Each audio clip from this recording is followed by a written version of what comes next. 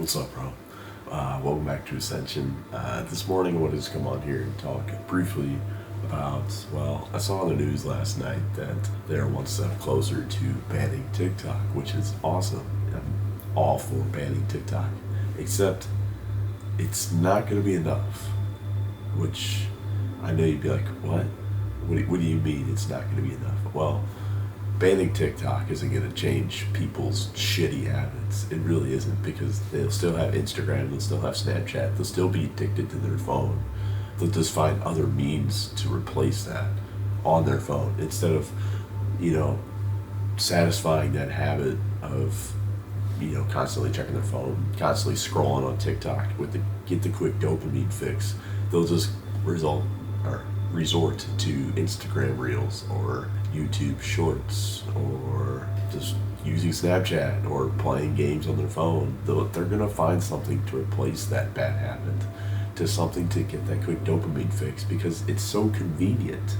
It's so convenient to get the dopamine you're looking for.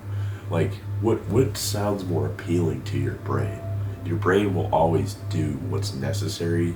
It will always take the path that is easiest, or the path of least resistance, to get where it needs to be. So if the goal is to, get a quick feeling of happiness, or dopamine, which is basically the currency of emotion. That's what I like to call it, a currency of emotion, because the levels of dopamine obviously impact your emotional state. Anyway, so instead of doing something challenging, getting the dopamine hit, such as taking a cold shower, completing a vigorous exercise, doing some hard fucking work, your brain is like, oh, why would we do that? Why would we waste our energy when we can just pick up our phone, scroll, ass, tits, ass. Oh, Andrew Tate, let me watch this, just a little bit of it, just to give me the sense that I'm doing something right. Ass. Like, dude, come on, bro. Like, wake the fuck up. You don't need TikTok. It's not going to benefit you at all.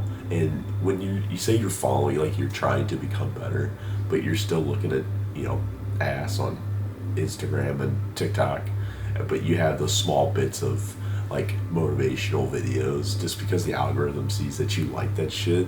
It's like, dude, it's not changing you. You're still the same person. You're still scrolling, getting more dopamine instead of setting your phone down. Go get your ass up and go do something hard. Like, the reward system is so interesting in the brain, because it will reward hard, challenging things. It will reward not challenging things. The severity or the difficulty of the task at hand depends on the level of dopamine or reward that you will receive. So obviously, you go and do a hard exercise, it's going to release a lot of fucking dopamine. Or, for example, I was listening to a podcast about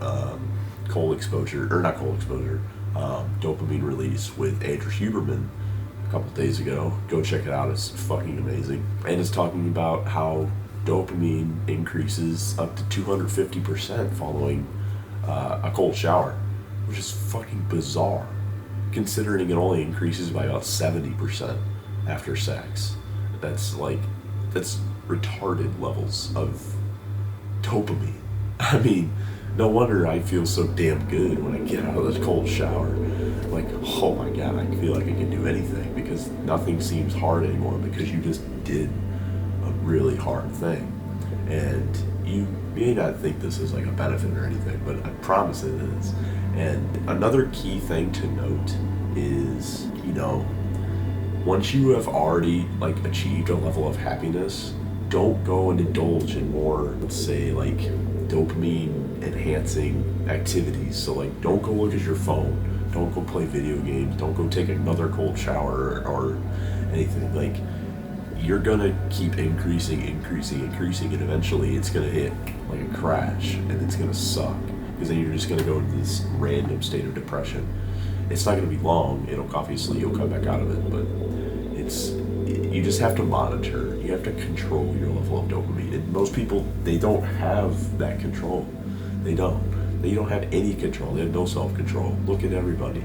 I mean, 70% of the population is fucking fat. Like, what does that tell you for self-control, dog? Like, they're fucking fat. They can't even control their own diet, let alone their intake of, healthy habits such as taking a cold shower, working out, getting that dopamine. So I guarantee the only way they get their dopamine is from TV, food, and just sitting on their ass doing nothing, or maybe jacking off. Like, you never know. Well, I do know that is how it is, because if they don't work out or they don't do anything else that's good for them, that's how they get their dopamine. And that's incorrect, because you can sensitize yourself to dopamine. So eventually you have so much, and it sends you into this state of depression, because the threshold for dopamine release is so minimal. It's like you just keep activating more and more. So it eventually gets higher and higher and higher.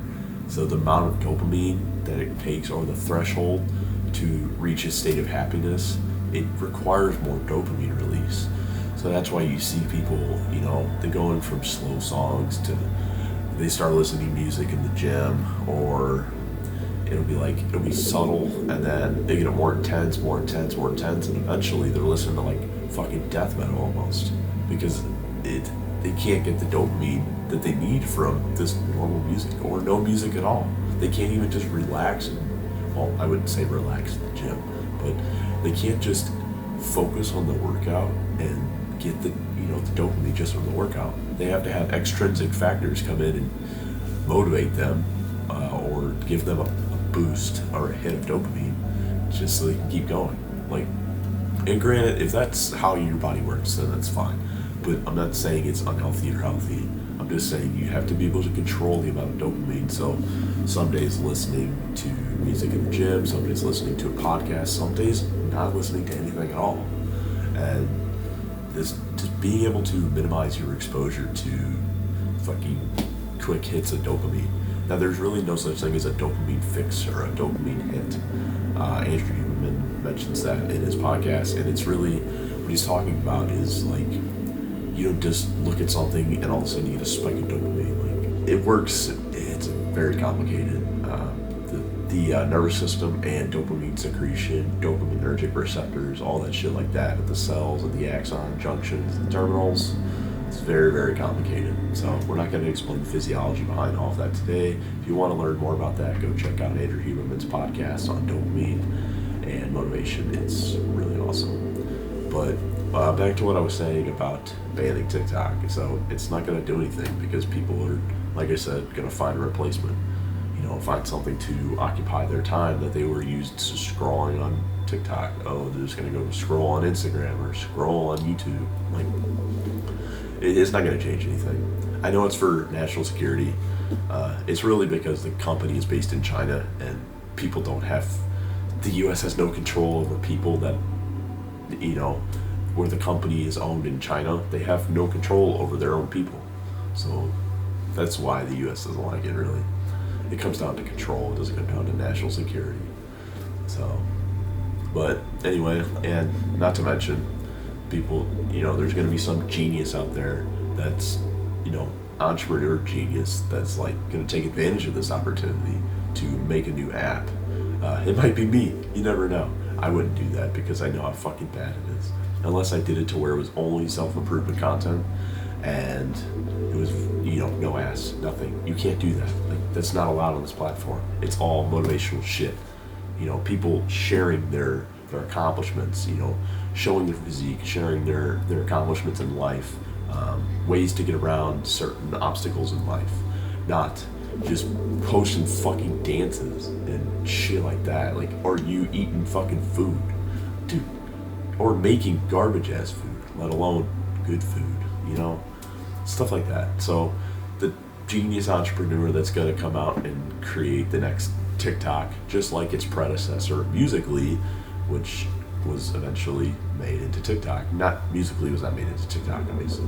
But anyway, it's not going to be long. If it doesn't get banned, it's not going to be long until a replacement is created. So, because why not take advantage of that?